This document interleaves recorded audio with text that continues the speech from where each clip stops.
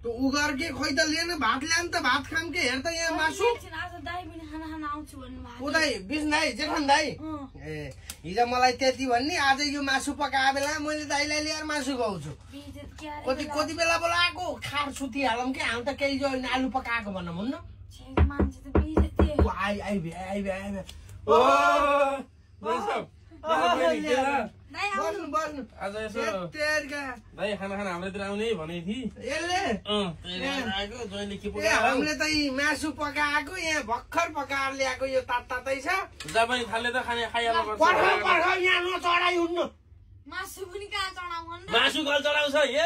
हामी नेपालका हिन्दूको बलि प्रथाकाले मासु चढाइन बाक्रो काटेर बलि दिने ठाउँमा नचढाइ खाइन्छ घर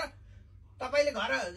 केही नचढाइ खानुहुन्छ अर्थ मासु बाहेक अरू चढाइन्छ हामीले मासु गल चढाउँछ मासु त प्रसाद तिमीहरूले भनेर हुन्छ चढ्नु हो त्यही भएर उतै लाग्यो त पर्दैन त आउन जो नचढाइ खाइन्छ मासु दादा पनि भात लिएर खानु पर्छ पहिला यहाँ चढाउ ओ मङ्गलवान यो चाहिँ बाईलाई घरमाथि के त कोठामाथि गिदरी थिमको बाईलाई अनि रमीले पर्दैन हामीले खाने यहाँ आएको तपाईँ दाई आउनु भएको दाई आउँदा धेरै नबोलाम न गमिलो हुन मन लाग्छ मलाई मासु चढाउने हे भगवान यही दिन देखेन मासु हेरेछ भूकम्पल नलगाएको यो नागलाई 15 पारी नागलाई यो 15 पारी के सिमलका बुटा मुनि नागलाई यो अनि पल्ला पल्ला पन्ध्रो के पल्लो पन्ध्रो चिनिस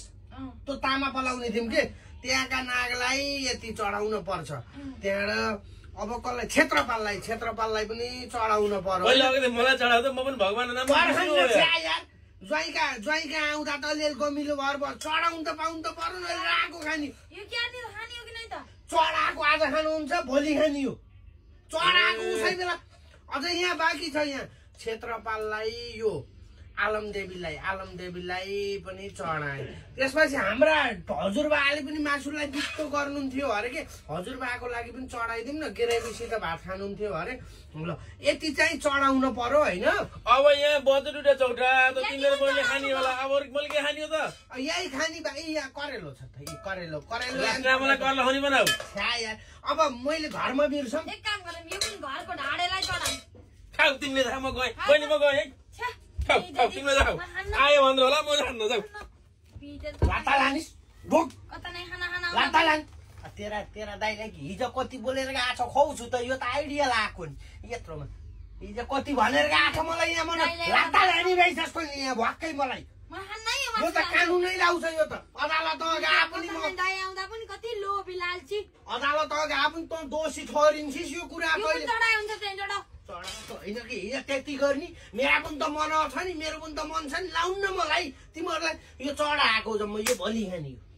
करेलो खुवा न तेरा दाइलाई तेरा दाइ त ल्याएर मान्छे नखुवाएन खा मैले खाने खाने ल